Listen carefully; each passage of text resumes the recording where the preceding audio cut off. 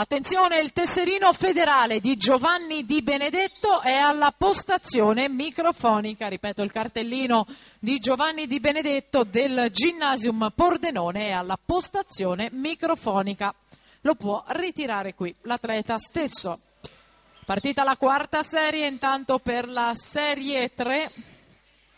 Marco D'Adalt in corsia 1, Simone Cola in 2, Sebastiano Mauro in 3, Manuel Bordignone in 4, Cristian Verona in 5, Lorenzo Della Valle in 6.